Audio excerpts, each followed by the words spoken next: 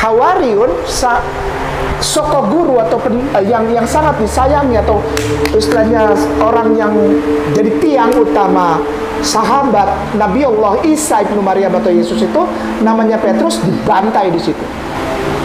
Jadi tidak ada Yesus mendirikan agama Kristen atau dan seterusnya, apalagi murid-muridnya tidak. Kenapa? Karena Petrus digorok di situ, mati. Mereka memberikan nyawanya. Petrus ketika mau salib terakhir, Petrus ketika mau salib terakhir, Petrus ketika mau salib terakhir. Kita cek. Saya pamit duluan. Shalom teman-teman, kembali lagi bersama saya di channel Good News. Di dalam channel ini kita akan membahas tentang iman kekristenan. Segala hal yang bersangkut paut dengan iman Kristen akan kita tuangkan di dalam channel ini melalui setiap video-video yang akan diupload melalui channel ini. Baik itu materi-materi tentang sejarah kekristenan, kesaksian murtadin, debat lintas iman, ataupun berita-berita terbaru dari dalam iman kekristenan. Sebelum mulai videonya, saya mohon dukungan teman-teman untuk menekan tombol subscribe, like, share, dan komen agar channel ini dapat berkembang dan dapat memberitakan kabar baik kepada semua orang.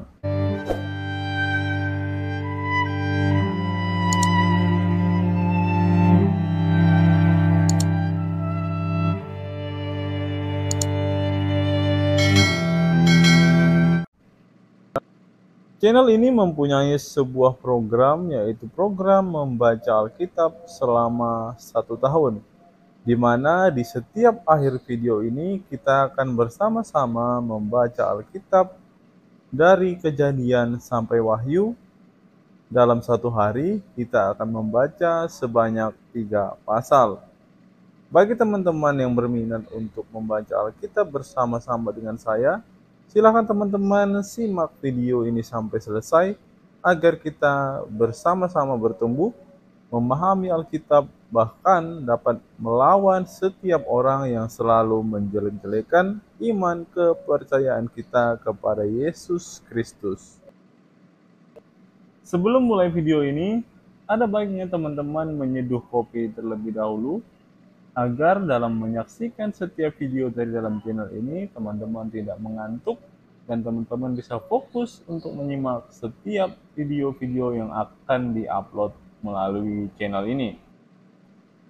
Selamat menyaksikan dan Tuhan Yesus memberkati kita semua. Kainama adalah ustadz yang memang tidak punya malu, teman-teman. Alasannya, ia masih sanggup tertawa ketika ia ketahuan tidak konsisten di dalam setiap perkataannya. Kalau kita mendengar apa yang dikatakan Ustadz Kainama di awal video ini tadi, teman-teman, ada 2 perkataan yang tidak konsisten ketika ia sedang mengajarkan jemaah, ketika ia sedang mengajar mualaf-mualaf baru yang ada bersama-sama dengan dia di dalam sebuah video yang kita bisa lihat di channel seorang mualaf juga, yaitu Ustadz Ipung. Ketidakkonsistenan Ustadz Kainama ini terlihat ketika ia berkata bahwa Rasul Petrus mati dengan keadaan dikorok.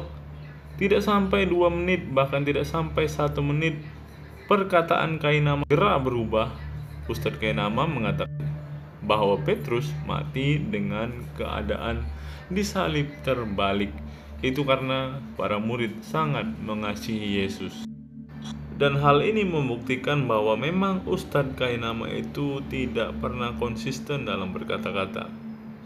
Bahkan kebohongan-kebohongannya sudah dibongkar oleh sahabat-sahabat, oleh teman-teman kecilnya di dalam channel-channel apologet Kristen yang lain seperti Andre Tunggal, Luis Prestio, dan lain sebagainya.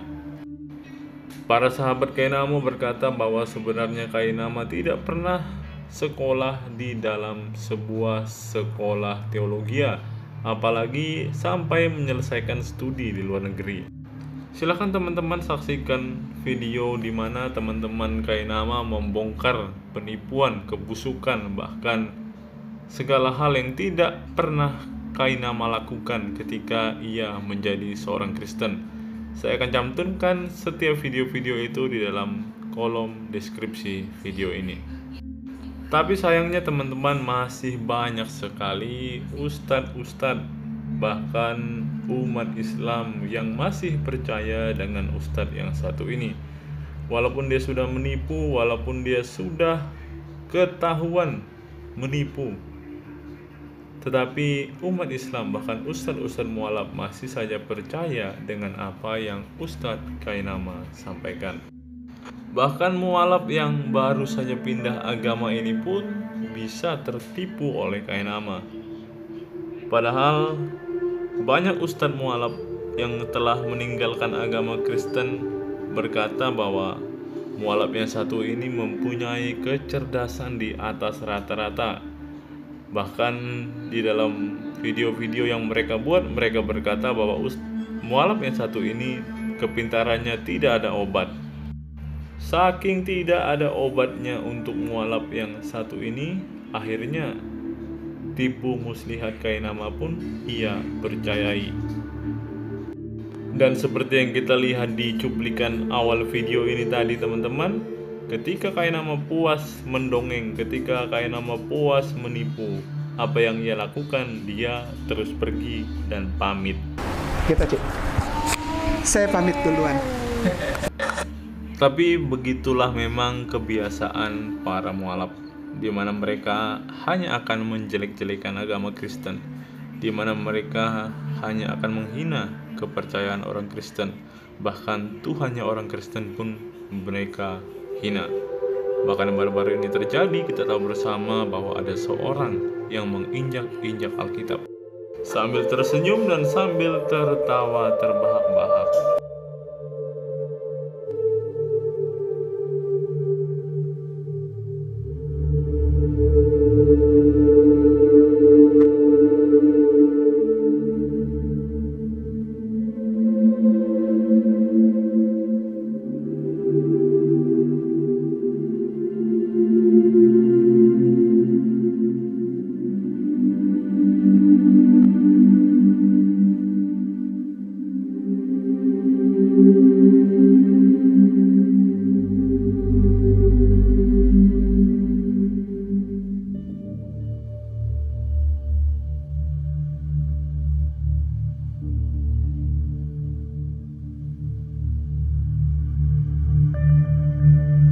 Seperti contoh saja Agustan.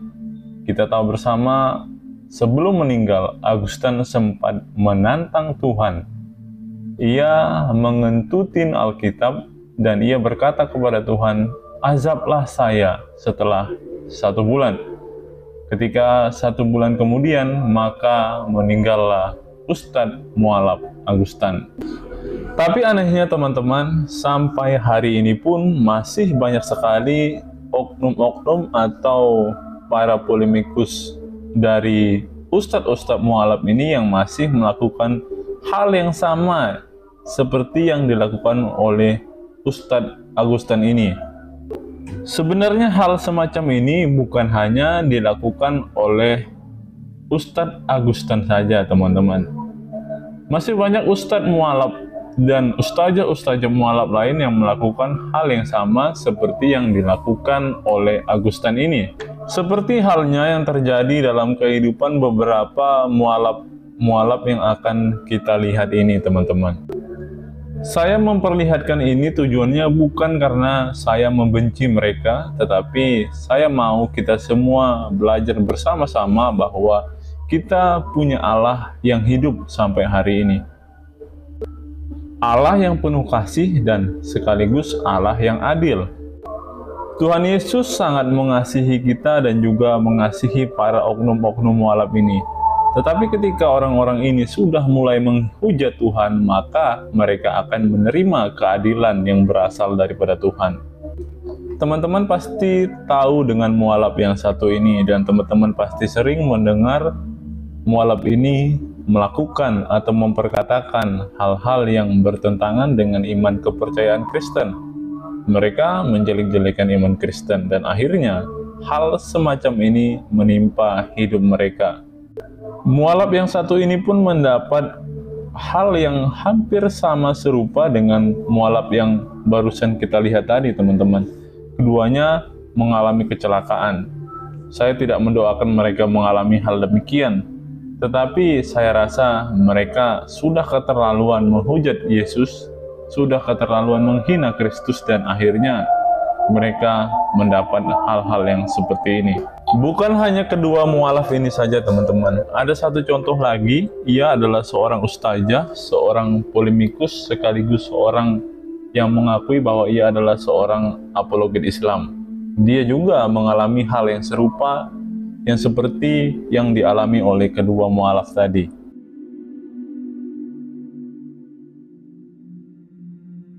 Apa pendapat teman-teman setelah menyaksikan video kita hari ini? Silakan teman-teman tulis komentar waras teman-teman di kolom komentar video ini. Kiranya video hari ini dapat memberkati kita semua. Seperti biasa teman-teman, channel ini mempunyai sebuah program, yaitu membaca Alkitab selama 1 tahun dari kitab Kejadian sampai kitab Wahyu. Pada kesempatan hari ini kita akan kembali membaca dari kitab Kejadian dari pasal yang ke-28 hingga pasal yang ke-30. Kejadian 28. Kemudian Ishak memanggil Yakub lalu memberkati dia serta memesankan kepadanya, katanya, "Janganlah mengambil istri dari perempuan Kanaan, bersiaplah, pergilah ke Padan Aram, ke rumah Betuel ayah ibumu, dan ambillah dari situ seorang istri dari anak-anak Laban, saudara ibumu. Moga-moga Allah yang Maha Kuasa memberkati engkau, membuat engkau beranak cucu, dan membuat engkau menjadi banyak, sehingga engkau menjadi sekumpulan bangsa-bangsa. Moga-moga Ia memberikan kepadamu berkat yang untuk Abraham, kepadamu serta kepada keturunanmu, sehingga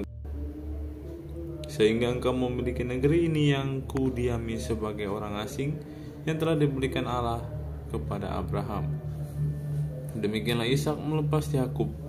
Lalu berangkatlah Yakub ke Padan Aram kepada Laban anak Betuel orang Aram itu, saudara Ribka ibu Yakub dan Esau.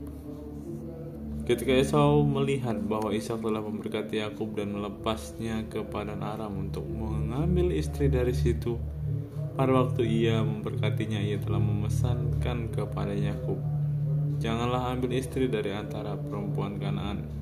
Dan wahai Yakub mendengarkan perkataan ayahnya dan ibunya dan pergi ke Padan Aram.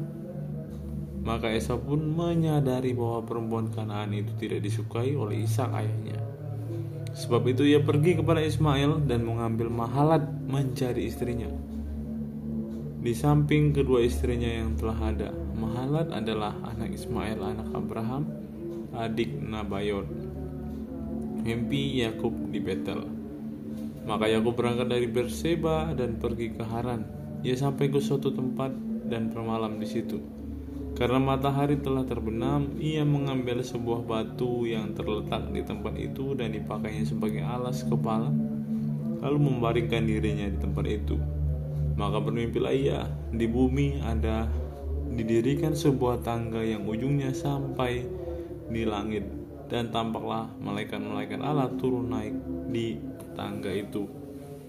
Berdirilah Tuhan di sampingnya dan berfirman, "Akulah Tuhan Allah Abraham nenekmu dan Allah Ishak. Tanah tempat engkau berbaring ini akan kuberikan kepadamu dan keturunanmu.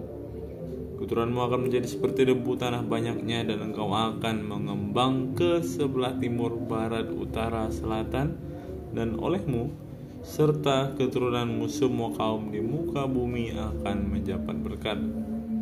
Sesungguhnya aku menyertai engkau, dan aku akan melindungi engkau kemanapun engkau pergi, dan aku akan membawa engkau kembali ke negeri ini, sebab aku tidak akan meninggalkan engkau, melainkan tetap melakukan apa yang kujanjikan kepadamu."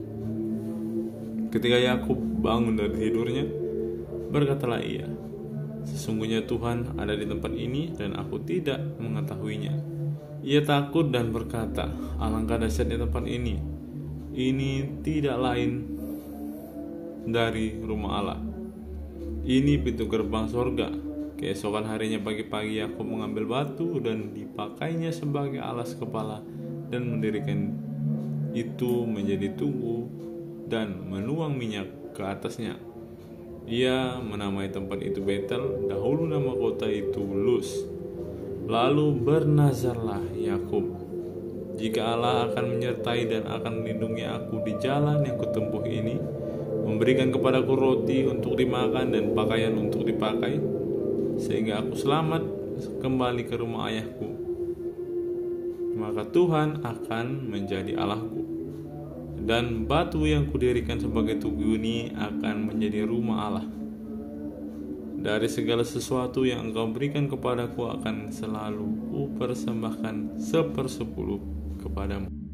Kejadian pasal 29. Yakub di rumah Laban. Kemudian berangkatlah Yakub dari situ dan pergi ke negeri Bani Timur. Ketika ia memandang sekelilingnya, dilihatnya ada sebuah sumur di padang dan ada 3 kumpulan kambing domba berbaring di dekatnya. Sebab dari sumur itulah orang memberi minum kumpulan-kumpulan kambing domba itu.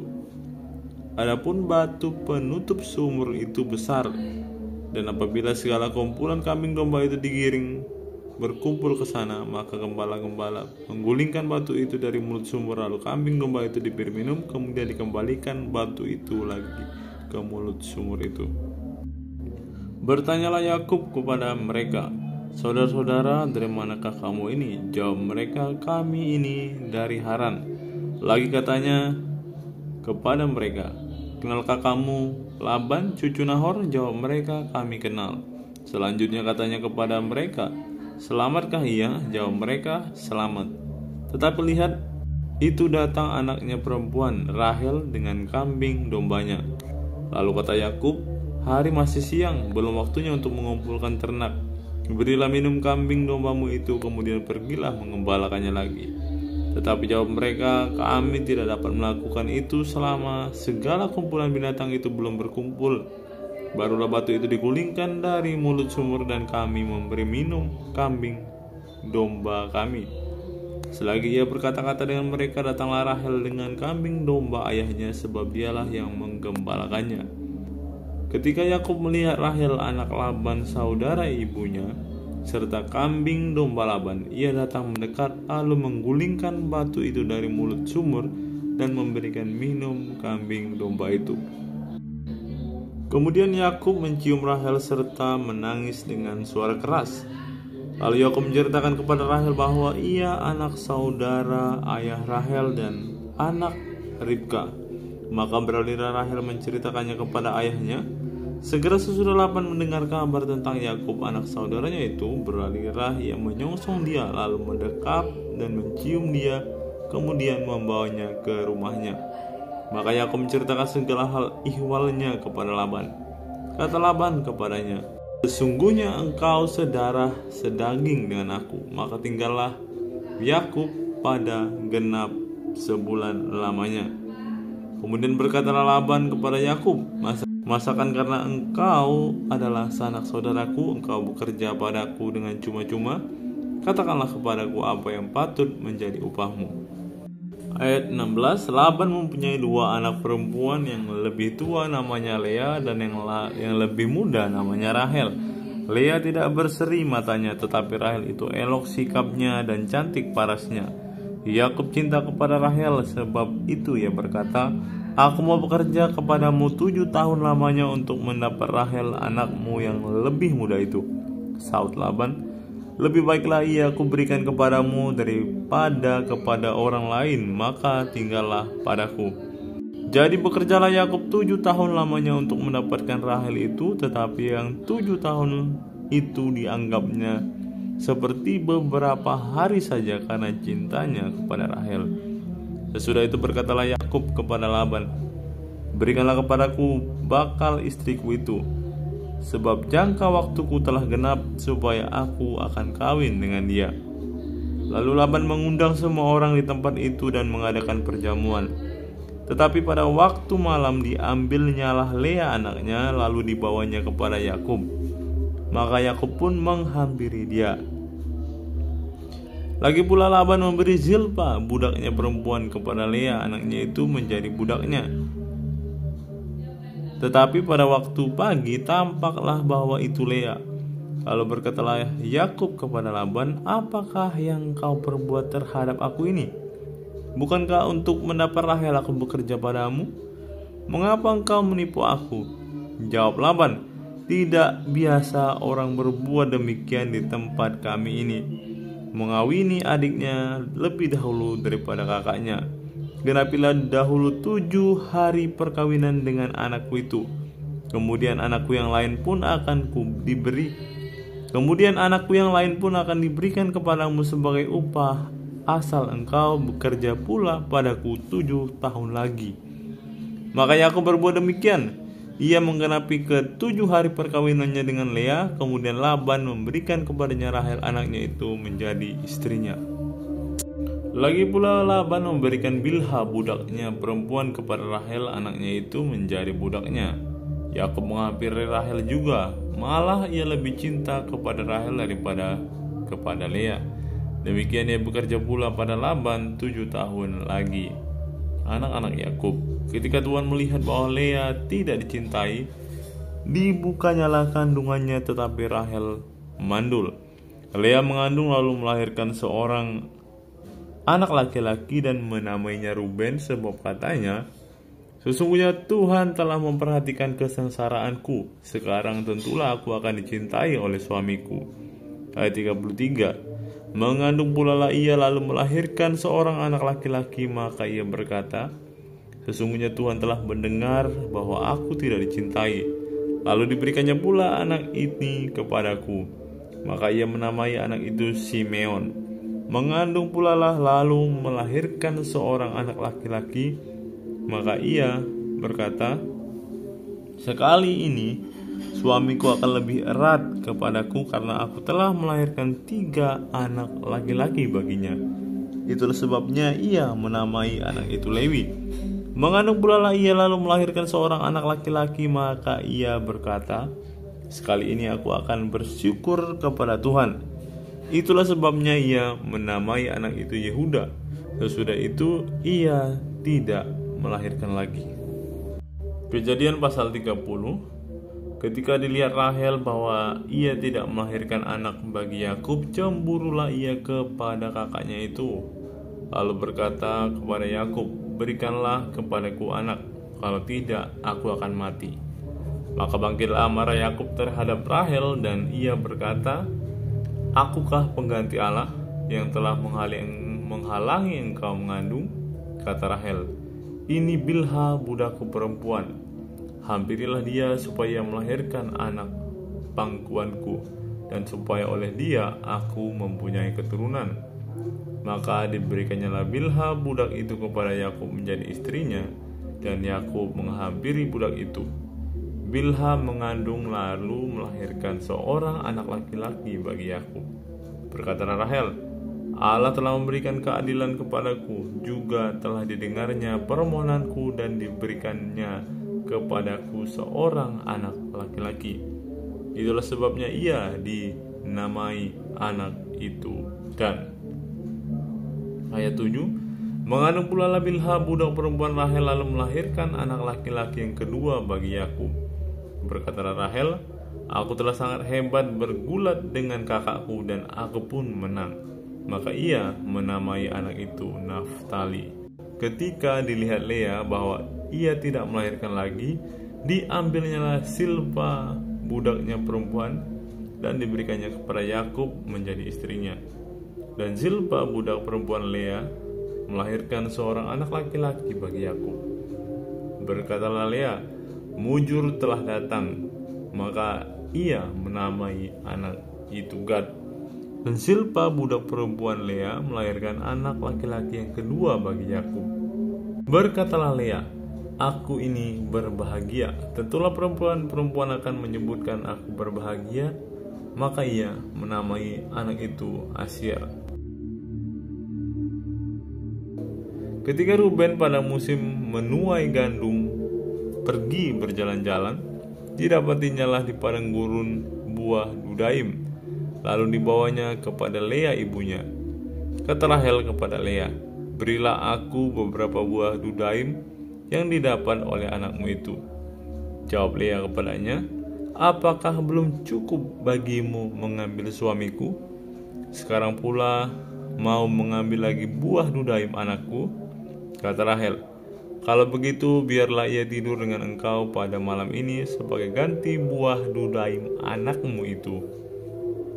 Ketika Yakub pada waktu petang datang dari padang, pergilah Lea mendapatkannya sambil berkata, "Engkau harus singgah kepadaku malam ini, sebab memang engkau telah kusewa dengan buah dudaim anakku." Sebab itu tidurlah Yakub dengan Lea pada malam itu. Lalu Allah mendengarkan permohonan Lea. Lea mengandung dan melahirkan anak laki-laki yang kelima bagi Yakub. Lalu kata Lea, "Allah telah memberi upahku karena aku telah memberi budakku perempuan kepada suamiku." Maka ia menamai anak itu Ishakar. Kemudian Lea mengandung pula dan melahirkan anak laki-laki yang keenam bagi Yakub. Berkatalah Lea, "Allah telah memberikan hadiah yang indah kepadaku. Sekali ini suamiku akan tinggal bersama-sama dengan aku, karena aku telah melahirkan 6 orang anak laki-laki baginya." Maka ia menamai anak itu Sebulan. Sesudah itu ia melahirkan seorang anak perempuan dan menamai anak itu Dina. Lalu ingatlah Allah akan Rahel. Allah mendengarkan permohonannya serta membuka kandungannya. Maka mengandunglah Rahel dan melahirkan seorang anak laki-laki. Berkatalah ia, "Allah telah menghapuskan aibku." Maka ia menamai anak itu Yusuf sambil berkata, "Mudah-mudahan Tuhan menambah seorang anak laki-laki lagi bagiku." Yakub memperoleh ternak. Setelah Rahel melahirkan Yusuf, berkatalah Yakub kepada Laban, "Izinkanlah aku pergi supaya aku pulang ke tempat kelahiranku dan ke negeriku. Berikanlah istri-istriku dan anak-anakku yang menjadi upahku selama aku bekerja padamu supaya aku pulang, sebab engkau tahu betapa keras aku bekerja padamu." Tetapi Laban berkata kepadanya, "Sekiranya aku mendapat kasihmu, telah nyata padaku bahwa Tuhan memberkati aku karena engkau."